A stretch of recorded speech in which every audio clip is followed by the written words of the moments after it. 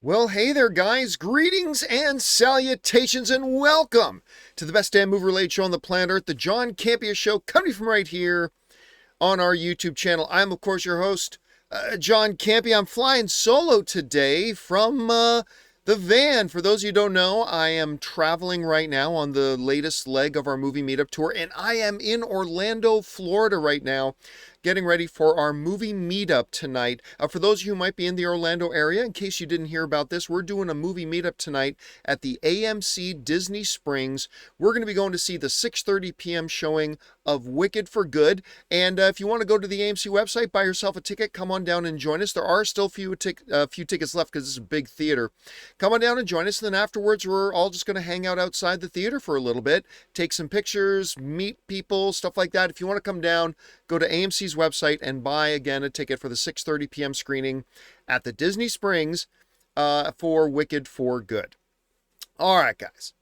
With that all down, let's get things started here on this Monday, shall we? And we're going to start off with this.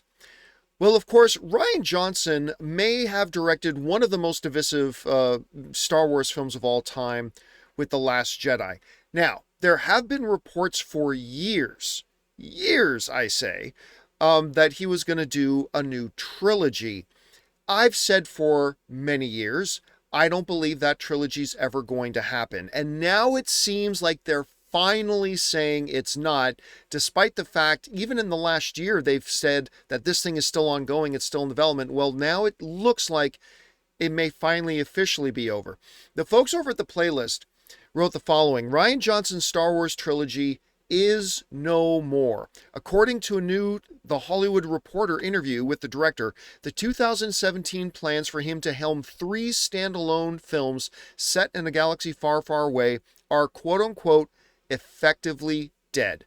A part of me will always be in Star Wars, said The Last Jedi director, so it's so much a part of me and the way I think. Now look, it's important to understand that in this little interview, he never said, I'll never return to Star Wars. He never said it's an absolute impossibility that this could ever happen. But according to the story here, that new trilogy is effectively dead. How do I feel about it? Well, look, there are 2 truths that seem juxtaposed against each other, but are both true at the same time. Truth number 1. I think Rian Johnson is a fabulous filmmaker. Look, all film is subjective, of course, but if you don't think Rian Johnson's a good filmmaker, I'm going to kind of question your taste in films a little bit. Again, it's all subjective, but I mean, he's just a dynamic, incredible filmmaker. Of course, I'm really excited about his new Knives Out film, Wake Up Dead Man. I think that's going to be awesome. The reviews have been fantastic for it. I'm really looking forward to that. And I also really respect some of the big swings that he took in The Last Jedi. That's all true. It is also true at the same time that I have always thought him coming back to do another trilogy is a mistake. And it's a mistake for several different reasons. Number 1 is the fact that The Last Jedi is such a divisive film. I mean, it's not even all that divisive, because divisive suggests that half the people really like it and half the people really don't. And I think you'd be hard-pressed today to find a lot of people that really appreciate The Last Jedi. For the record, I did not hate The Last Jedi. Actually, there's things about it I hate, for sure, but there's also elements in it that I think were really good. Overall, it ended up being a pretty good movie for me. At least it's a hell of a lot better than The Rise of Skywalker. But that's neither here nor there. You're going to find a lot of people that really hate this film, and that's okay. So that's one of the reasons why I thought it would be a bad idea for him to come back. Because listen, like, you want to put that era behind you. While it is true that all 3 of the sequel movies made over $1 billion at the box office, the reality is that overall, and I say this what I'm about to say as somebody who loved The Force Awakens. I love that movie. I don't think The Last Jedi is all that bad. I mean, I don't think it's all that great, but I also don't think it's all that bad. And I absolutely hated The Rise of Skywalker. But as somebody who appreciated some elements of the sequel trilogy, you gotta put it behind you. You have to, if you're Lucasfilm, you've got to get that in your rear view mirror. It's the same reason I've been saying for a while that despite the fact that I really like the Rey character inherently, and I love Daisy Ridley playing the role, you got to move on from Rey. I think it's a mistake for them to be planning to make this new Rey movie because it's just opening an old wound, right? For right or for wrong, the sequel trilogy was extremely divisive amongst people, and they've got to kind of put it behind them if they're going to move forward with Star Wars. So that's why I've been saying I think it's a mistake for them to do a Daisy Ridley Rey movie. Despite the fact that I do think there's some really good potential with the character, you got to move on from it. You got to start, not completely start fresh as in reboot, but you have to give yourself a new beginning if you're Lucasfilm. And I think that same principle, as great of a director that I think Rian Johnson is, I think you've got to move on from it. I think, listen, if you release a new set of films being directed by Rian Johnson, you are starting the PR campaign 5 miles behind the starting line because there's already going to be so many people that are going to be so vehemently against this film because they hate what he did with The Last Jedi. Now, that may be fair or unfair, but it is what it is. So it's, most movies, ideally, you're starting at the start line when trying to build a PR campaign for it, trying to build buzz for it. Maybe if it's a beloved IP, you're starting a little bit ahead of the starting line. But, I mean, look, guys, the reality is you put out a Rian Johnson movie or a Rian Johnson set of movies for Star Wars, you're going to start 5 miles behind. You are going to start before one frame, before one picture, before one trailer comes out. You're going to end up having 30, 40, 50% of the movie-going public are already against your movie, and you haven't even put out a damn thing about it yet. And that's not how you mount a successful campaign. So again, look, there's no getting around it. I love Rian Johnson. I think, again, despite my mixed feelings about The Last Jedi, I respect the fact that he took some really big swings.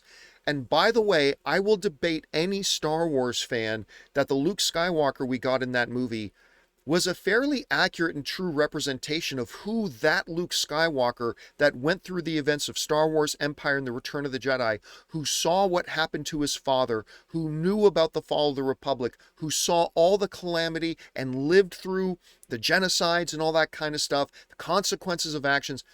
I will debate any Star Wars fan, even though I have mixed feelings about the Last Jedi. I'll debate any Star Wars fan about the truism of that Luke Skywalker that he put in that movie. It's not the Luke I wanted to see. I wanted to see Luke Skywalker pulling out some lightsabers and wrecking fools. That's what I wanted to see. It's not what we got, but I still kind of think that, yeah, that Luke Skywalker we saw in the original trilogy, it is very feasible that this would be the man that he would become due to the things that he's seen and the feelings that he has.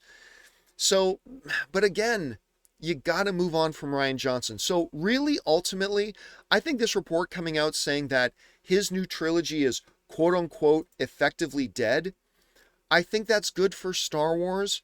I think it's good for the fandom. And I think it's good for Rian Johnson. Like, listen, he's had so much success making such great films outside of Star Wars. He's always enjoyed the love of a lot of the film community that love him other than Star Wars. And right now he's riding high again with his Knives Out trilogy. Let him continue to do that. Anyway, that's just my thoughts about it, guys. What do you think about this? Rian Johnson, while not negating the idea that he could ever come back to Star Wars, the report is saying that this new trilogy of his, finally, as I've been saying for years, is now officially dead. However you guys feel about it, jump down to the comment section below and let us know your thoughts. All right, guys. With that down, let's move on to this, shall we? Well, It made the news recently that K-pop Demon Hunters was not going to be eligible for the BAFTA Awards, but it is now official, as we suspected, that K-pop Demon Hunters is indeed now proclaimed by the Academy itself officially eligible for the Oscars. Now, they did this, they became eligible because despite the fact that it's a Netflix film, they did have qualifying theatrical runs back in June and July in Los Angeles, San Francisco, and New York, and they even did some more minor runs pretty much across the country, and then they released that sing-along version of it. The Academy has some very specific rules about when a film does and doesn't qualify for the Oscars, and they're pretty easy rules to meet. They're pretty easy boxes to check. You just got to basically pop your movie in a couple of theaters in LA and New York for a couple of days and you're qualified. But it is now worth mentioning that K-pop Demon Hunters is now officially eligible. That raises the question, okay, you're eligible for Oscars, but does this movie actually have any chance at Oscars?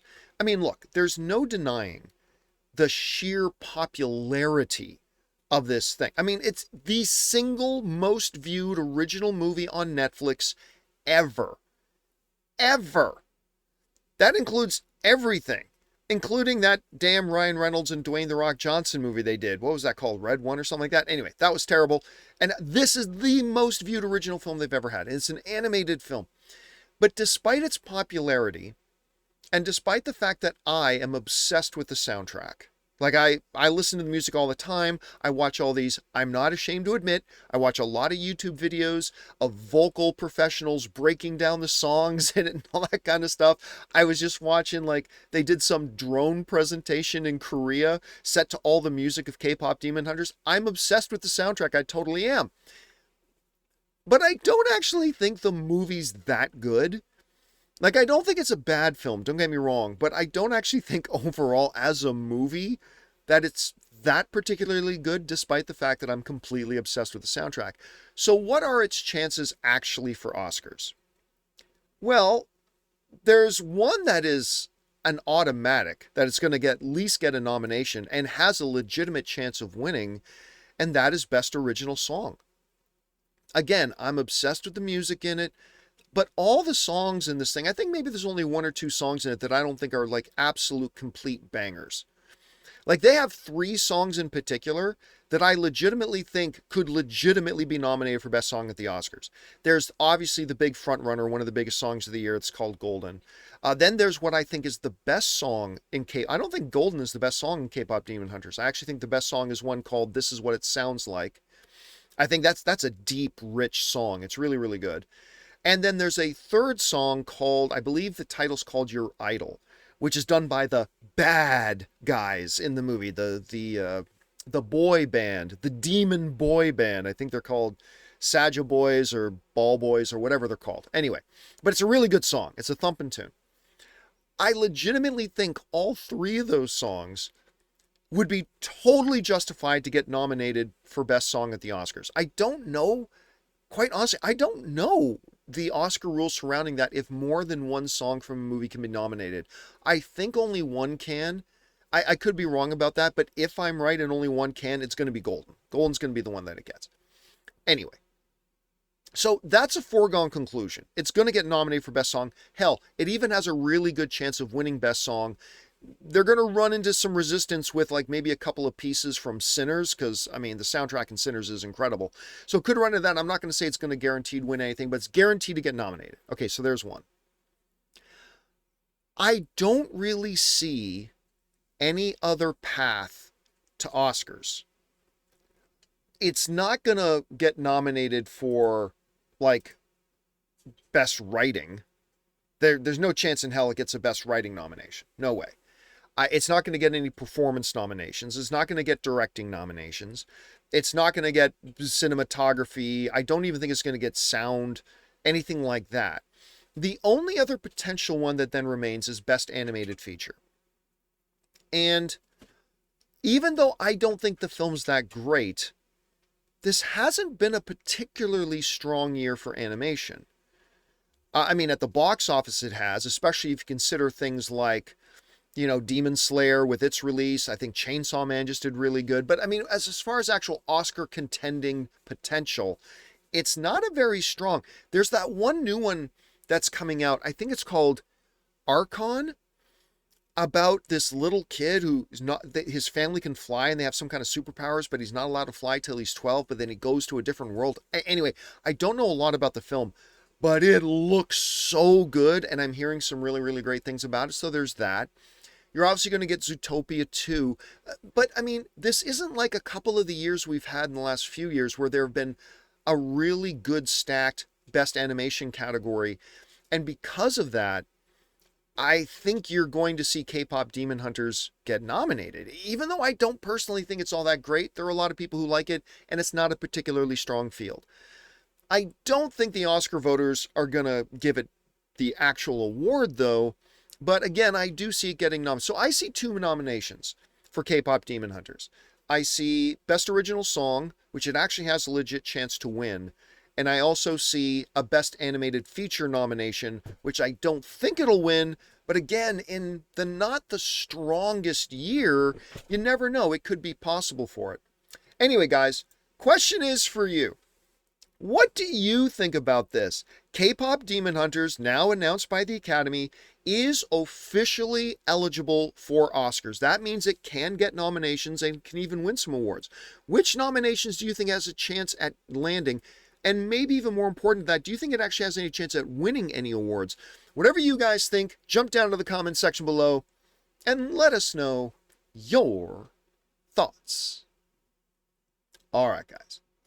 With that down, let's move on to this, shall we? Of course, there's a brand new He-Man Masters of the Universe movie coming out, and it's being directed by Travis Knight, which is extremely exciting. If you don't know, Travis Knight directed the fantastic film Kubo and the Two Strings. He also directed the absolute best by a mile live-action Transformers movie with Bumblebee, the one that actually gave us some hope that Transformers live-action films could be good. He directed those 2 films. He's now coming in to direct He-Man. And I was the first guy to tell you a little while ago that I started hearing from some people who shockingly said the movie's actually pretty good. I talked to a studio person. I talked to somebody who was at that screening in Irvine, California. I was also the one who told you where the actual screening was. But who was at that one, and they both said it's quite good, that the audience seemed to really like Jared Leto's Skeletor, which surprised them. And that it was great. One person telling me that it kind of feels like Kenneth Branagh's first Thor movie, which is good news to me because I love that movie. Well, then other reports started coming out, we talked about on the show, of other outlets saying they've talked to sources that said, shockingly, that this Masters of the Universe movie, despite the fact that it doesn't look very good, is actually really solid and really good. Rob and I saw a big preview for it at CinemaCon, and we were surprised by how good it looked. Well, now there's even more. This one coming to us from from Comic Book Movies, who are writing this. As we first reported on Tornado.com, Scooper Daniel Richtman is the latest to share that he's heard revealing that trusted sources have told him that Masters of the Universe is, quote-unquote, very good. Since then, a Runtime leaker, Cryptic 4K Qual, has chimed in confirming that they've heard something similar. As a bonus, the insider also noted that Masters of the Universe currently has a runtime of around 2 hours. That should be enough time for this latest take to introduce us to these characters and the world that they inhabit. Okay, so there's 2 different bits of information in here for us to dissect. The one is the runtime. Let's talk about that for a second.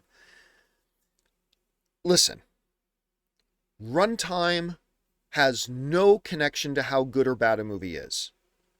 There are some movies that the right runtime for them is 90 minutes, and that's perfection. Another movie is no more good or bad, but its absolute ideal runtime is 3 hours. It all depends. Shorter doesn't equal better, longer doesn't equal better. But I will say that hearing that Masters of the Universe is going to come in around the 2-hour mark, for me, and again, I'm only speaking for myself here, guys, I think that's a sweet spot. I think the whole conceit of Masters of the Universe and He-Man is one that can wear out if a runtime goes too long. Now look, I could totally change my mind about that. I mean, I could go in and watch this movie and then come out saying this movie needed to be about 20 minutes longer. Like, for example, the newest Superman movie, right? Like, I really love that new Superman movie, but it also felt in places like it took shortcuts and just didn't have enough time to breathe. And that was a movie that probably could have used of being about another 15 minutes longer or so. And so who knows? Maybe I come out of Masters of the Universe and I think that exact same thing. That, hey, this was really good, but it kind of felt rushed. And by the way, at 2 hours, the original Star Wars movie was 2 hours, guys. I'm so tired of hearing from people that, oh, if a movie's 2 hours, that means you rushed. Shut up. No, it doesn't. Every movie and every story is unique and needs a different runtime. The original Star Wars movie, I want everybody to remember this. The original Star Wars movie had to do several things. Had to introduce us to the entire situation of a galaxy, had to introduce us to Luke, Han, Leia, Vader, the Empire, the Rebellion. We went to several different planets. We had to set up the whole lore of what the Jedi are, meeting Ben Kenobi and getting his backstory. And all. We had to do all of that stuff, and it's a 2-hour movie. 2-hour movie. And it's arguably the greatest film of all time. Certainly the most influential film of all time. So don't tell me 2 hours isn't long enough to properly... Of course it is, but it depends on the movie. Superman was 2 hours, needed to be a little bit longer. I've seen 90-minute movies that should have been a little bit shorter. So I'm not all that concerned, but I gotta say, I like hearing the 2-hour mark. That sounds like a really nice, good, sweet spot.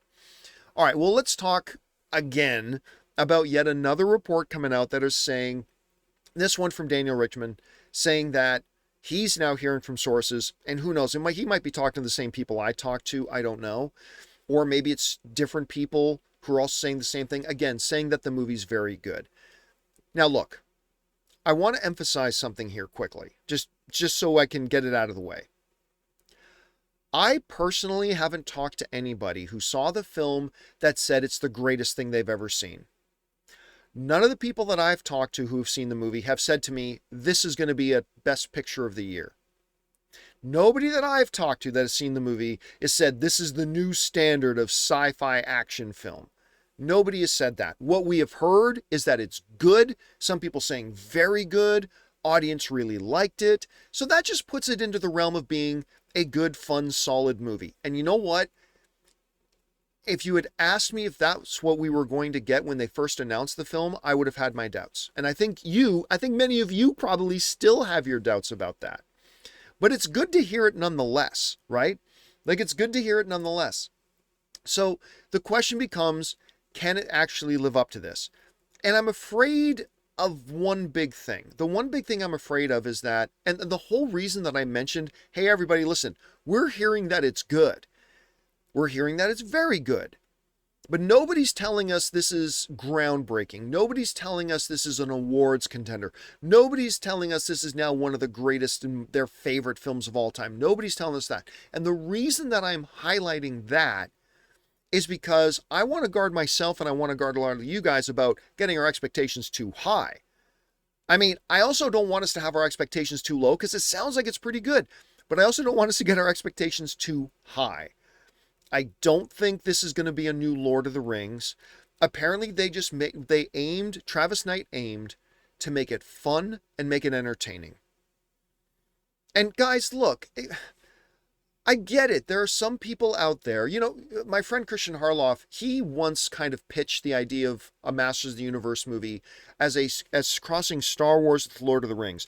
And I think that's an amazing vision. That's an amazing vision for it. But let's also remember the original animated cartoon, which I watched religiously as a kid. It was never some deep, serious... I mean, it had serious elements, sure, but it was also a little tongue-in-cheek. It was fun. We had a skeleton-speaking guy with a skull for a head talking like this. I mean, it was... You can only take it so seriously. And so I don't mind if Travis Knight is approaching this movie, wants to make it fun, wants to have humor in it, and just make it a good, enjoyable, entertaining, fun adventure film, hopefully with some good mythology and some serious stakes mixed in there as well, if that's what he's going. But it seems like a lot of people now, the word humor is a dirty word to some people. It's like, I don't want Star Wars without its humor.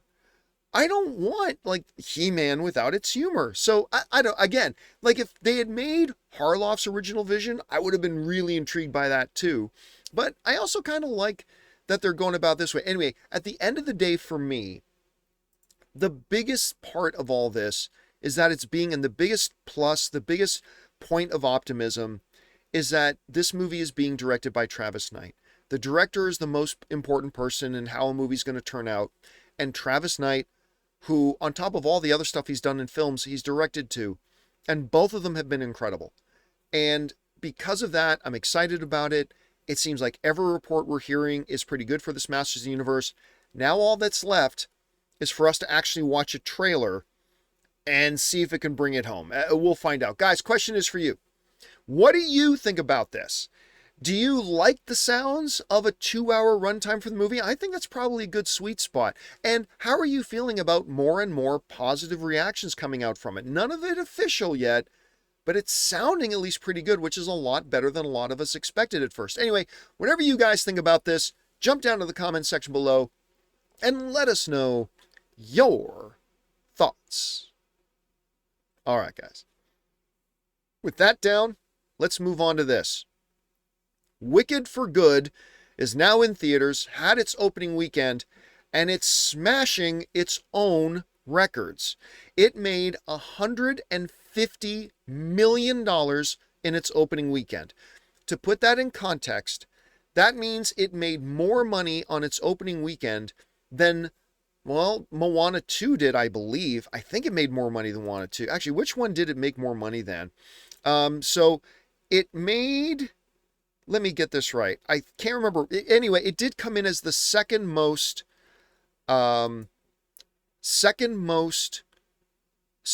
biggest, I should say, opening weekend of the year. The biggest one was 160 something. This one came out at about 150. And so second biggest opening of the year, that's obviously great. But maybe even more importantly for its own kind of comparison is the fact that it far exceeded the opening weekend of the original film. The folks over at Deadline tell us this. They said Universal's Wicked for Good essentially beat itself at the box office. Air the franchise first half, that is last year's Wicked. Wicked for Good opened to $150 million domestic and $226 million around the world, beating the first Wicked's $112.5 million domestic and $164 million global start. Therefore, Wicked for Good beat Wicked in the following records.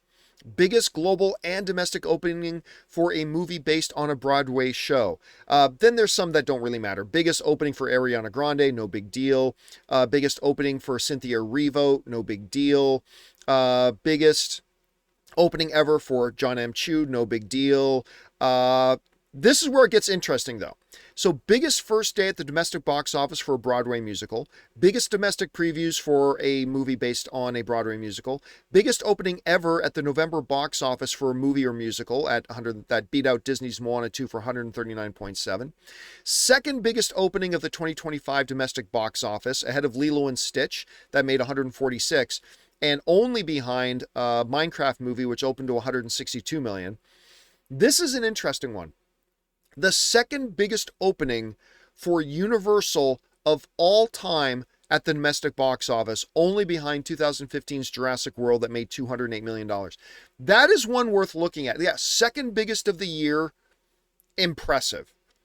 Biggest opening for a Broadway musical to a movie adaptation, impressive. But to me, the one that really sticks out is that one about Universal. When you consider the history, the legacy, the number of huge films, some all-time classics and everything that have come out of Universal, this $150 million opening represents the second biggest for the studio ever. And that is incredible.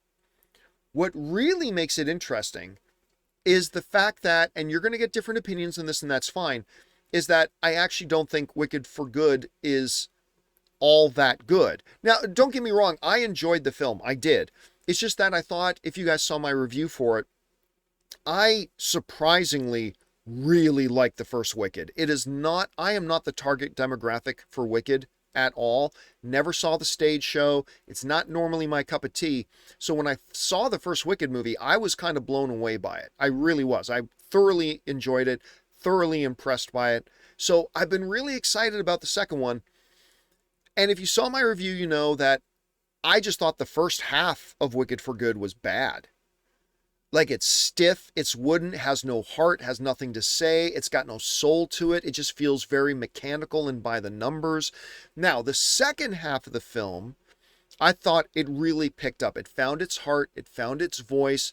The film gets darker, but that's not why it's got better. Dark doesn't equal better. But it just so happens that when the film started to get darker in the second half of the film, that's also when it found its soul. You know what I mean? And it got considerably better in the second half. So overall, I like it. I do. But to me, it's not nearly as good as the first one. Still, the popularity, the excitement, the enthusiasm for the first Wicked has directly translated into this huge amount of success for the second one. Now, how big will it actually end up being? Well, we're going to touch on that in a little bit when we get into the overreactions, because we're going to do a segment of overreaction in a little bit. So we'll get into that. So we'll leave that question for later.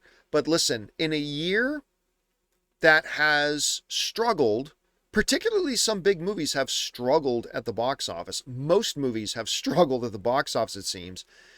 It's really good to see a film like this come along, have a $150 million opening. And I just know the audience that I saw it with was pretty excited about it. I'm enthusiastic about seeing it again tonight with people at the Florida movie meetup. So it's going to be interesting to see other people's reactions to it. But anyway, guys, question is for you. What do you think about this? Wicked for Good has just shattered a number of records and set some new standards. It made $150 million on its opening weekend, a huge jump over the opening weekend of the first film. It's now the biggest ever for a musical based on a Broadway show, second biggest ever for Universal, second biggest of the year. Is that good enough? Whatever you guys think about it, jump down into the comments section below and let us know your thoughts.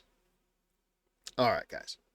With that down, let's stay on the topic of Wicked, shall we, and move on to this.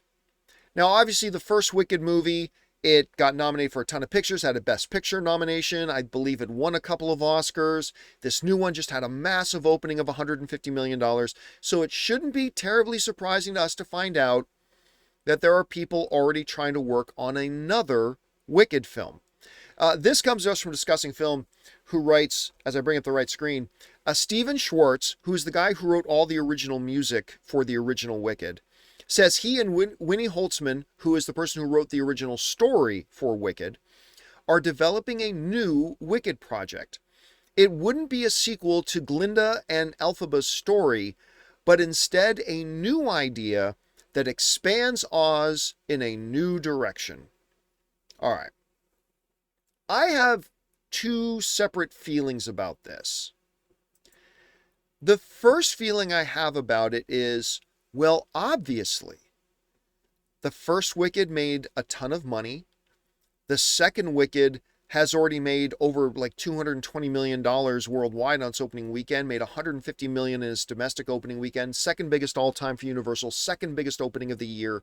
Of course, you'd be committing fiscal irresponsibility if you didn't start thinking about doing another Wicked movie. So I get it. I totally do.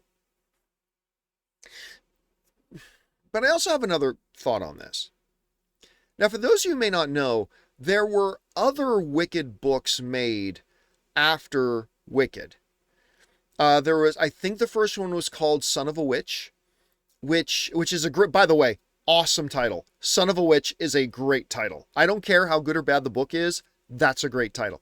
So there was Son of a Witch that focused on this character who may or may not be Elphaba's son, now living in Oz, dealing with the aftermath of the Oz that she leaves behind. Then there was one based on the lion. I can't remember, Lion Among Men, or I can't remember what the name of that was. And then there was a third film, and I think it was based on Elphaba's grandkid or something like that, or a third book that was based... Anyway, it doesn't sound to me like when they say we're working on a new project, it doesn't sound to me like they're actually looking to adapt those books. And that's fine, because really, other than hardcore people, nobody knows. Like, everybody in the world knew about Wicked because the original musical on Broadway was a smash global phenomenon. Like, not just even some minor hit. It was a smash global phenomenon. So everybody knew about it. And everybody was excited about it and all that kind of stuff. But see, that's where I start to get a little doubtful about this. Because Wicked's success, remember we talked a little bit earlier in the show today about Rian Johnson. If you do another Star Wars movie with Rian Johnson, you're starting the PR race 5 miles behind the start line because you're going to have a lot of negative baggage that's coming along with it. Well, Wicked was one of those movies because it was such a global phenomenon that your PR race, your awareness race, your buzz race, the folks at Wicked got to start the race 5 miles ahead of the start line. They had a huge head start on all that. But it was because of the smash hit musical. I don't know. And I'm not being facetious here. Like, when I'm saying I don't know, I'm saying I don't know. I'm not saying it will. I'm not saying it won't. I'm saying I don't know that arbitrarily making some new Oz in that same universe that happens sometime after, I guess, the events of Glinda and Elphaba is necessarily going to win it over, because it's not, whatever it is you make, it wasn't an original global smash Broadway phenomena like Wicked was. Now you're getting into uncharted territory. Now you're creating something completely new that isn't starting 5 miles ahead of the start line like Wicked did. And Wicked for Good is obviously coming off the big, huge hit that Wicked was. You know, all that kind of stuff. So I don't know that you can do it. Now, listen, I'm not suggesting necessarily that if you're going to do another Wicked film, you have to bring back Cynthia Erivo and Ariana Grande, and you have to make it surrounding Glinda and Elphaba again. Although, listen, there are two big reasons, not the only reasons, obviously, but there are two big reasons of the success of Wicked.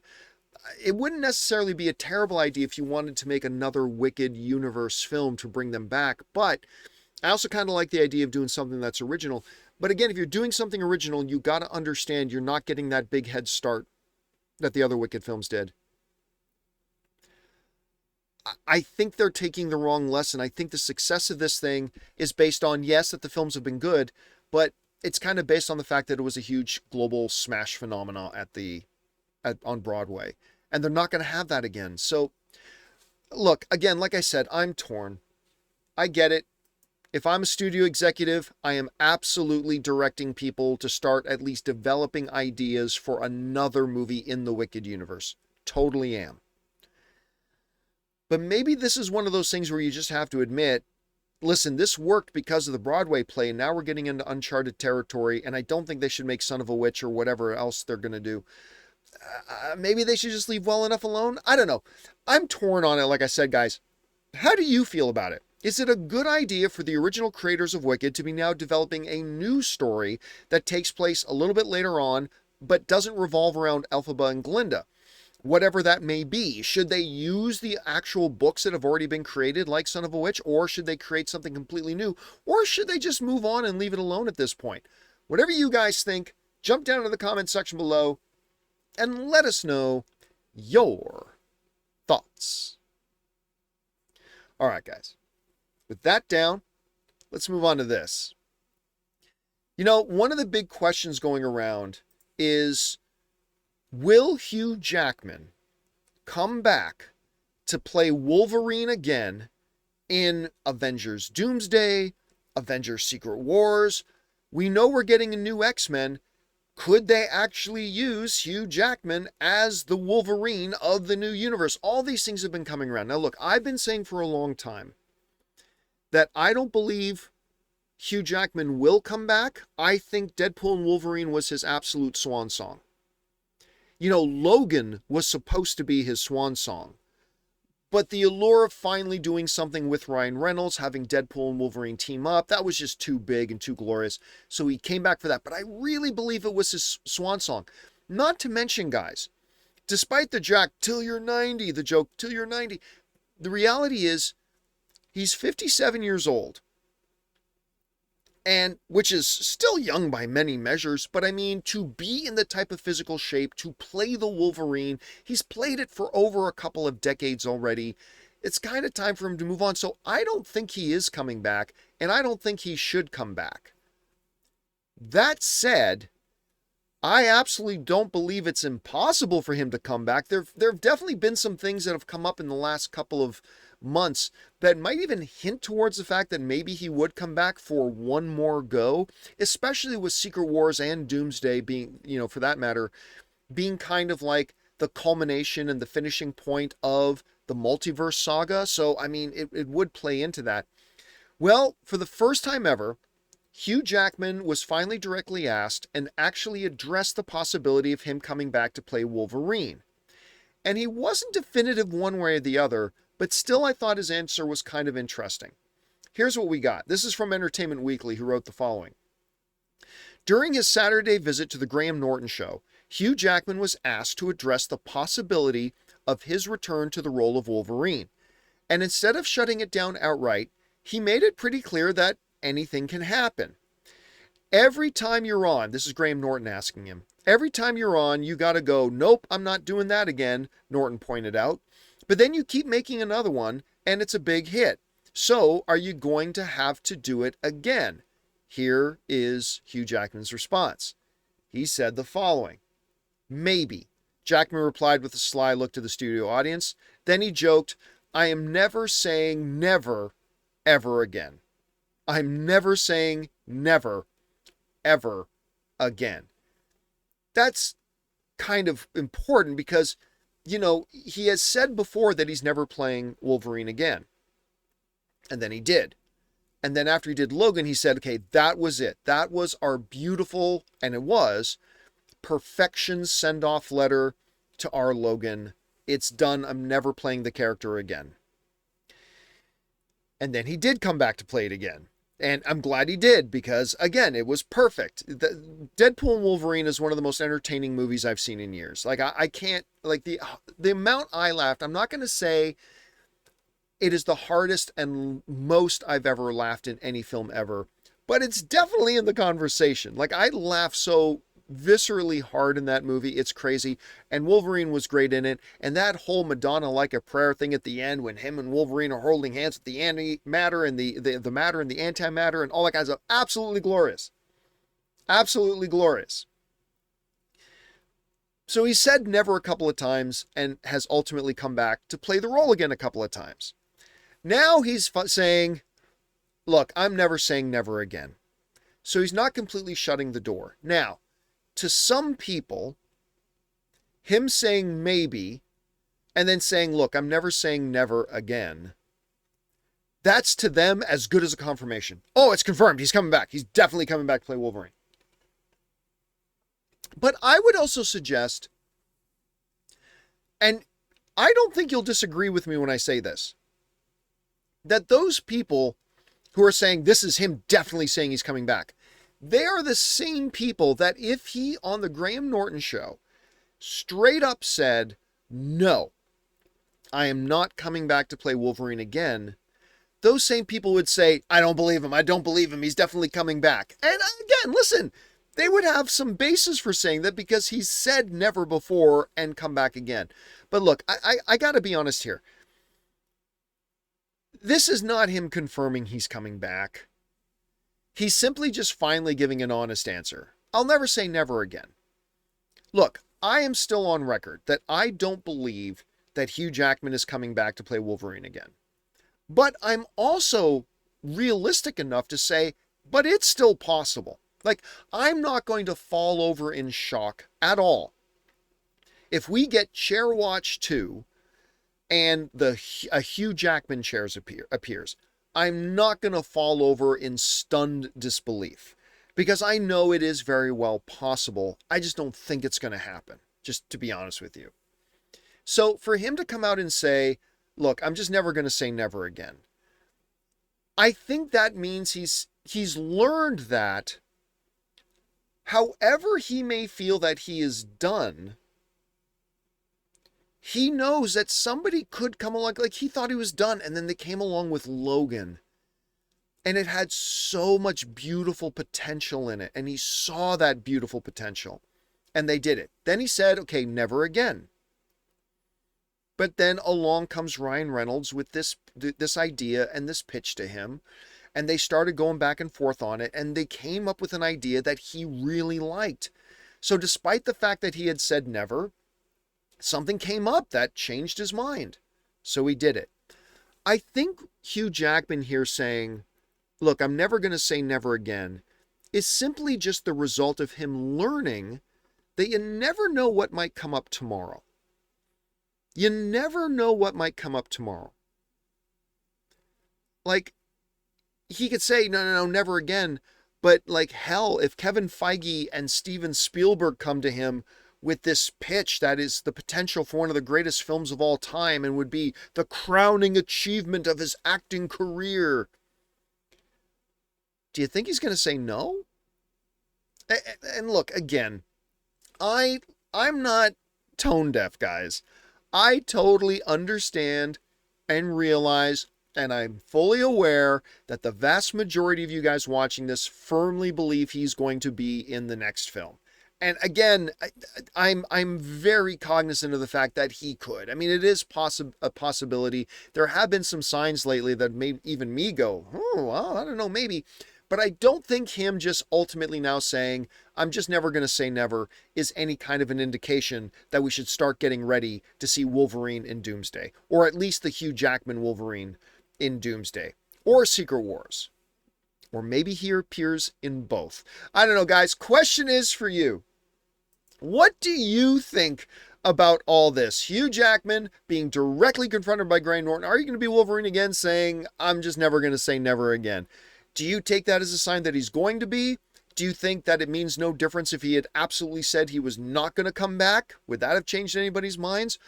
Or are you totally sold on it? I don't know. Whatever you guys think, jump down into the comments section below and let me know your thoughts.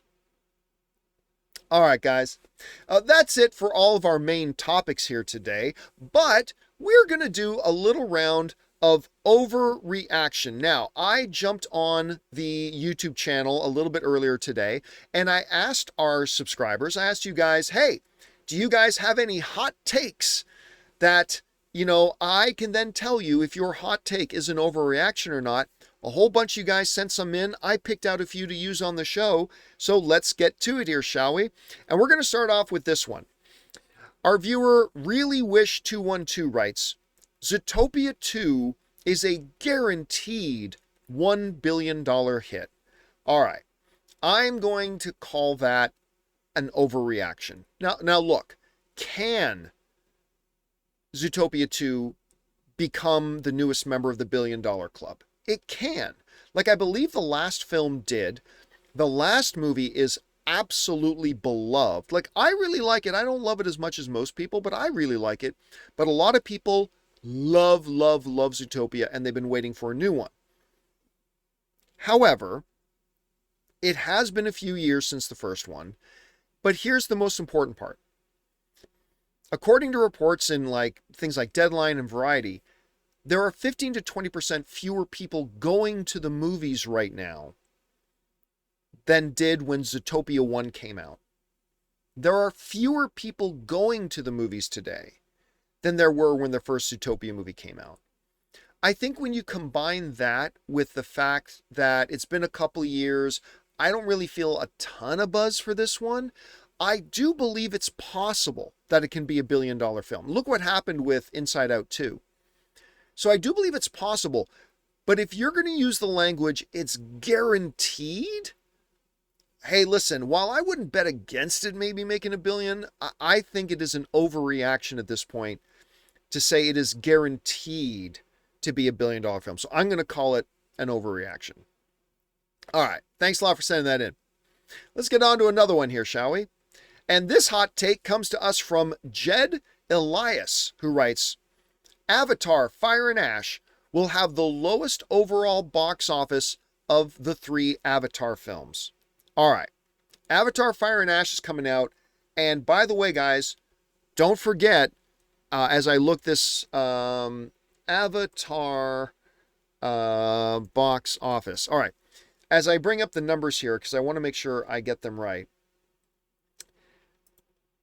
If you're suggesting that Avatar: Fire and Ash, which by the way is going to have an Avengers Doomsday trailer attached to it, which is going to get a lot of people excited to go out and see it. But you're suggesting Avatar: Fire and Ash, the 3rd film, will be the lowest grossing of the box offices. Okay. I don't think that's an overreaction. I don't. But I also don't think it's that big of a deal. Avatar: The Way of Water, which I really liked, it is the current lowest grossing Avatar film, and it's one of the highest grossing films in history. $2.3 billion. Normally, when you throw out terms like this is going to be the lowest grossing of the franchise, you're talking like the implication there is that it's going to be some kind of failure.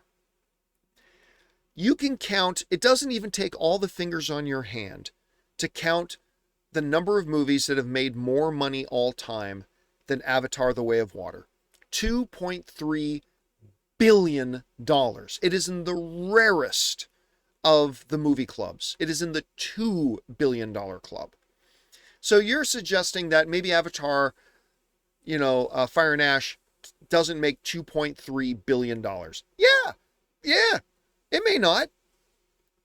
It may not be a top 4 highest grossing film in the history of cinema. That ain't no big deal. I mean, I already know there are going to be some people that if Avatar: Fire and Ash makes $1.6 billion, they're going to go, oh, flop, failure. Even at $1.6 billion is one of the highest grossing films in history. Anyway, but yeah, I think I'm with you. I don't think Avatar: Fire and Ash is going to be a $2.3 billion film. But you're all kinds of idiot. You're all kinds of insane if you don't think this is going to be a monumentally, hugely successful smash hit film. Now, maybe that means it makes $1.4 billion. Maybe that means it makes $2 billion. Maybe that means it makes $1.8 billion. I don't know. But it's going to be massive. But I don't think you're overreacting when you say you don't think it's going to be as big as Avatar: The Way of Water, because that is one of the highest grossing films in history. So yeah, maybe it doesn't, but that's no big deal because it's still going to be one of the most successful films of all time. All right. Thanks a lot for sending that in, man. Next up, we got one from Arano Masharma. I hope I'm sure I'm butchering that, but they write in, Wicked 2 will have a more than a 60% second weekend drop-off in its domestic box office. Wicked 2 will have more than a 60% drop-off in its second weekend. All right, now, for those of you who don't know, generally speaking, on your second weekend, you're looking for something between a 50 and 60% drop. If you do, you're okay. If you drop more than 50, or if you drop less than 50%, that's reason for celebration. That means the people who saw it loved it. They're coming back for second viewings. Their word of mouth is spreading. More and more people are coming out to see it. All that kind of stuff is great. If you take more than a 60% drop, then that's a little bit concerning. That's depending. Is it an overreaction to say Wicked for Good will take more than a 60% drop? No, it's not an overreaction. And there's 2 different reasons why, okay? And one of them may not be the reason you're thinking. The first reason that I think Wicked for Good, why I don't think it's an overreaction to say it's going to take a bigger than 60% drop, is because it's simply not as good as the first Wicked movie. Now, as in all things movies, that is a subjective opinion. In my subjective opinion, it's not as good. But let me see if I can bring this up here. Wicked for good. Look, we're going to look up the Rotten Tomato score, because last time I checked the Rotten Tomato score, it was like 72 or something. And it's dropped a little bit more. It's at 70% right now. So, and that is significantly less than how the critics responded to the first Wicked. I love the first Wicked. I do not believe this movie is as good. I still think it's good. I just don't think it's as good. So because of that, I don't think there will be as many repeat viewings as there was for the first film. I don't think there's going to be as good of word of mouth as there was for the first film. So because of that, I don't think it's an overreaction to say it's going to take a bigger than 60% drop. But there's another reason, a maybe even more important reason I don't think it's an overreaction to say it'll take more than a 60% drop. And that's the fact that it made $150 million opening weekend. We've seen this happen before many times. The bigger a movie opens, okay? The bigger a movie opens, the more likely it'll have a larger drop off on its second weekend. Why is that? Well, because so many people have already seen it. Like when a movie makes $40 million opening weekend, there's still a lot of potential moviegoers who could be interested in this film that still haven't seen it yet, and therefore you can expect maybe a half-decent second weekend. But take, for example, Spider-Man No Way Home.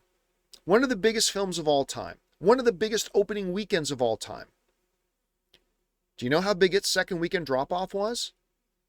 Almost 70%. It had a 68% drop-off. Well, does that mean people didn't like it? No, people love the movie. It's just that so many people went to go see it opening weekend. It took away some of the numbers for its second weekend.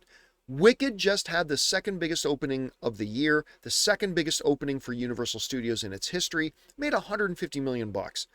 So when you combine the fact that so many people have already seen it opening weekend, and then you combine that with the fact that this one, in my opinion, is just not as good as the first one, then no, I'm going to say it's not an overreaction that it's going to take a greater than 60% drop, and it may not even be all that bad if it does. Like if it takes a 62, 63% drop, I mean, that's not great, but it's still going to do well.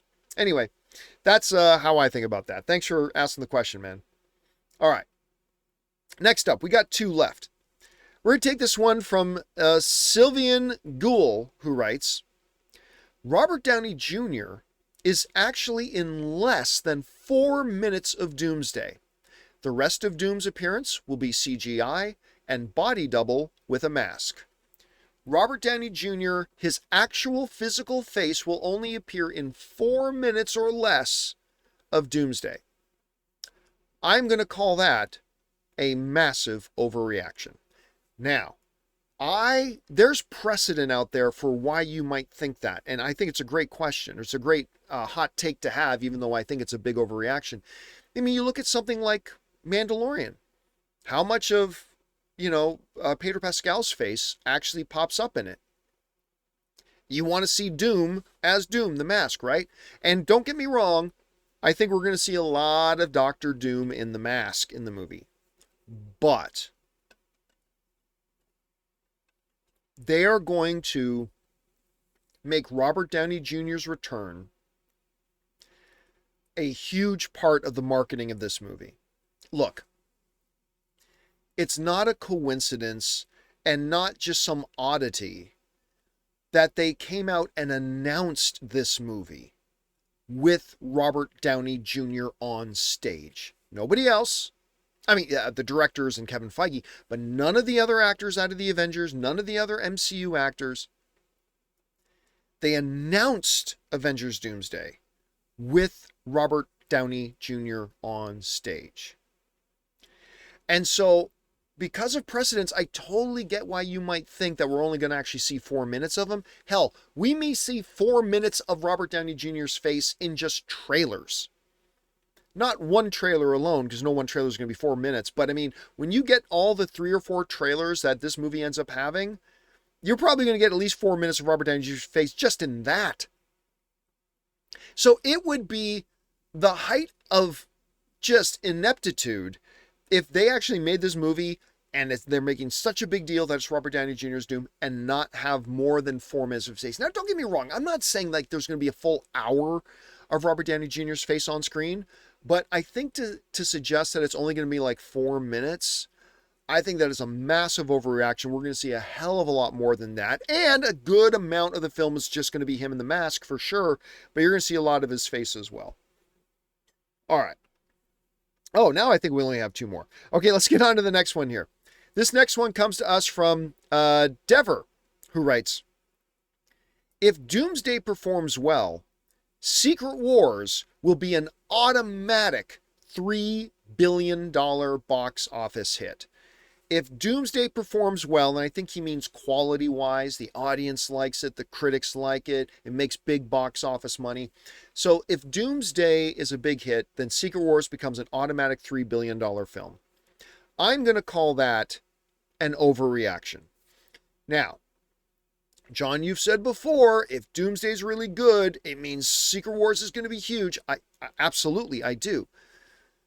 However, everybody's going to want to make comparisons to like Infinity War and Endgame. Understandably so. Totally get it. But you got to keep this in mind about Infinity War and Endgame. Infinity War and Endgame were the climax of 15 years of victory lap for the MCU. Yeah. They had Thor the Dark World and they had Iron Man 2. Sure, they had a couple of whiffs. But for the most part, the MCU up until Endgame was one home run crushing win after another for like 15 years or more. And then culminating this massive victory lap with Endgame. Overall hype and perception of the MCU couldn't have been bigger or higher. Everybody loved it, blah, blah, blah, blah, blah. And then they crescendoed with Endgame. The problem is, while there have been some really good MCU things since Endgame, I'm looking at things like, obviously, WandaVision, Shang-Chi, Thunderbolts. They've done a couple of things that have been really, really good. I think it is fair to say, and you've heard me say this a lot, that this has been the weakest era of the MCU. There's still been some really, really good things, and you can believe that it's still really good, or you can believe it's terrible, but I think we all agree, however good you think it is right now, or however bad you think it is right now, I think we all agree that the MCU is not firing on all cylinders at the moment like it did prior to Endgame. I think we can all agree on that, right? Maybe you only think it's 5% less, maybe you think it's 80% less, but I think we all agree it's not quite firing on all cylinders like it was before. So, unlike Infinity War leading into Endgame, which was the crescendo of just years and years and years of victory, success, and then boom, Endgame comes out, becomes one of the biggest films of all time. That is not the scenario we're in right now. We're in a different scenario now. Doomsday and Secret Wars, by extension, are not coming out on the tail end of 15 years of straight victory. It's coming out at a very good time for them because they really do need to correct the ship. And hey, lately they've been doing some of that correction, right? I think Thunderbolts was my favorite comic book movie of the year. I thought Fantastic Four was quite good. They're doing some good things in a row now, which is why we're going to have Spider-Man, Brand New Day come out before Doomsday. They're going to have a chance to build some momentum going into it, but it's not the same as the environment and context that Infinity War leading into Endgame was. We're, as MCU fans, we were just riding high for well over a decade and then hit the big party with Endgame. That ain't it here. So, do I believe Doomsday can be massive? I do. And if it is great, and these are big ifs, but if it's great and if it's successful and all that kind of stuff, that means Secret Wars can be even bigger. Absolutely. But to say it's a lock to be even more successful than Endgame, when Endgame was the culmination of a massive era of success, whereas Secret Wars is going to be the ending of an era that has been marred by ups and downs. To just say it's a lock to make more than Endgame, given those circumstances? Impossible? No, not impossible. But a lock? Nah, my friend, I'm going to call that hot take an overreaction. All right, last one of the day, guys. We'll take this one last one, and this one comes to us from, who's it coming from? It's coming from Lore Howard, who writes, Ryan Coogler will do a prequel or sequel to Sinners if it wins a major Oscar, movie, director, or lead acting. All right, great question, Lore. Of course, we're heading into Oscar season.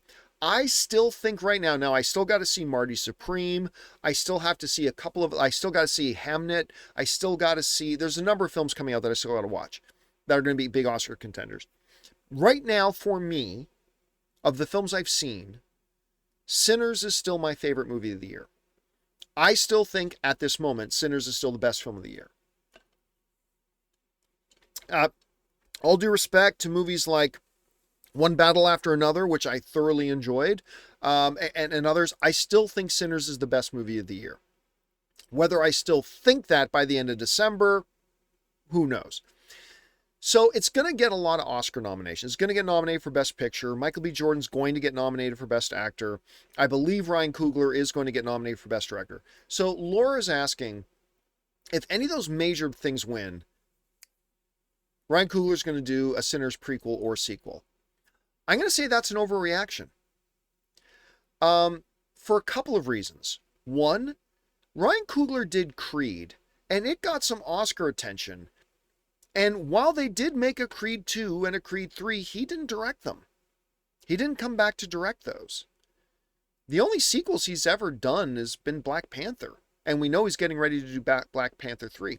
Also, I just want to throw this out there. One might be tempted to say, well, I mean, if Ryan Coogler enjoys this great artistic, wonderful reception and success with Sinners, wouldn't he want to go back and do that again? Well, he could look at it that way, but I would suggest that he may look at it very differently. Like he may look at it as, hey, Sinners was a completely original film that I did. I got my biggest success artistically and creatively in awards. I got my biggest success doing an original film. I may just want to continue doing original films. And look, maybe there is a Sinners sequel and he produces it, but he gets somebody else to direct it like he did with Creed. But yeah, I think to suggest that it's a foregone conclusion that if, say, he wins Best Director at the Oscars, or it wins Best Picture, or Michael B. Jordan wins Best Actor, that makes it a lock that he's going to come back and direct a Sinners 2 or a prequel to Sinners. I'm going to guess he won't.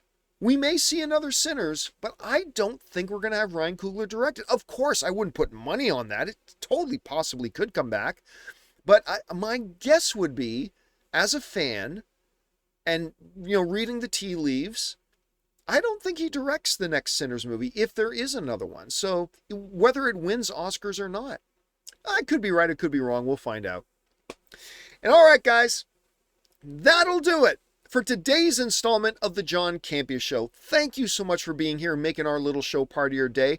Big special thank you to you guys who sent in those overreaction questions. I appreciate that very much. Hey, everybody, keep your eyes on our YouTube channel all the time because you never know when we're going to drop a request for you guys to send in topics, whether it's what's more likely's, true or falses, overreactions, whatever. And then maybe you'll see your submission featured here on the show. Little side note for those of you who've gone all the way through. Some of you may know that we didn't actually do today's show live. Again, I am on the road right now, coming to you from the van by the river. Actually, we're in Orlando, Florida, so the van by the ocean. And Jonathan wasn't available today, and I can't do live streaming properly from the van, so I ended up pre-recording, and I'm actually going to do the next 2-day shows this way as well, just so you're aware and you know, but there are going to be shows. Anyway, big thank you to all you guys. Listen, I am so aware that what an honor it is that you guys would take some of your precious time to come and hang out with us watching our videos and our show. So guys, thank you so much for that honor. I appreciate it very much. Looking forward to seeing anybody who's coming out to our Orlando movie meetup tonight. I can't wait for it. That'll do it for me for now, guys. My name's John Campea, and until next time, my friends, bye-bye.